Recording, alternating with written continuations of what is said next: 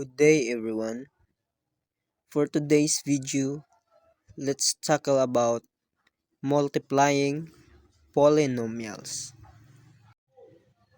Ang nakaraan nating tinalakay yung pag-evaluate ng polynomials, nag then tinalakay din natin yung pag-addition and subtraction ng polynomials. So, ngayon, tuturuan ko kayo paano multiplying polynomials. And we're given this direction. Find the product of the polynomials. So, we have two examples. 1 and 2.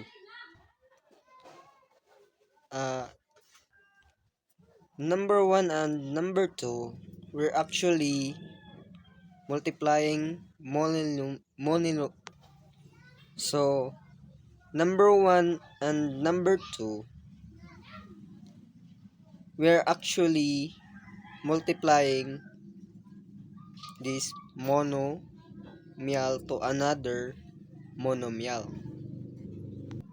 So, how we're going to find a product or to multiply this? So, ang gagawin natin ay, ang basic na step by step nito is, ito ang just like this.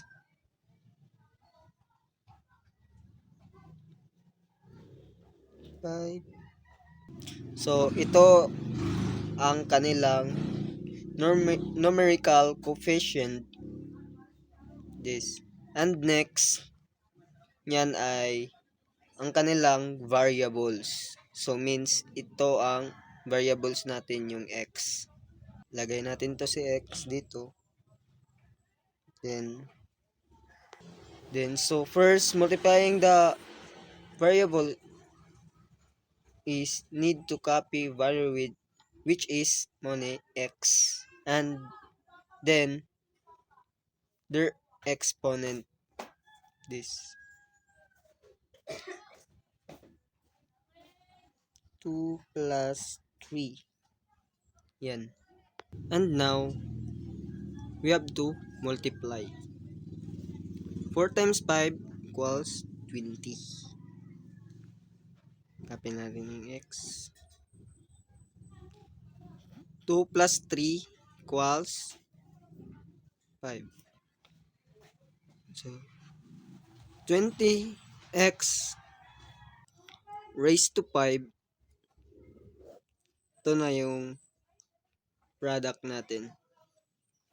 Final answer. Okay?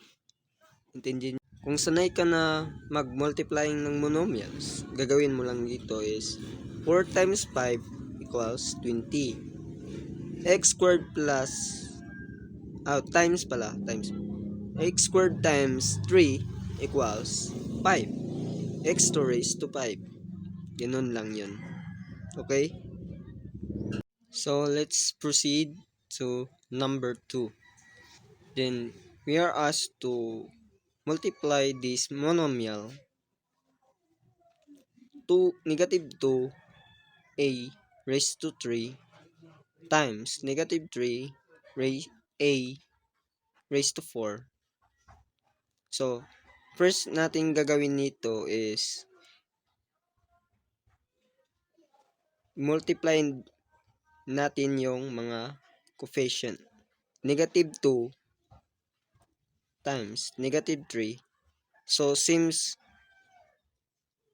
kapareho sila ng sign, negative. So, negative 2 times negative 3 equals positive 6. So,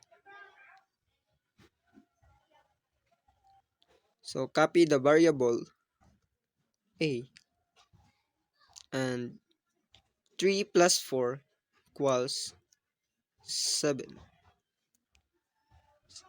Therefore, the product of this monomial is 6a raised to 7. This is our final answer. So,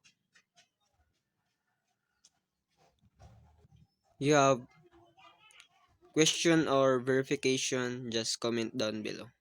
Thank you for watching.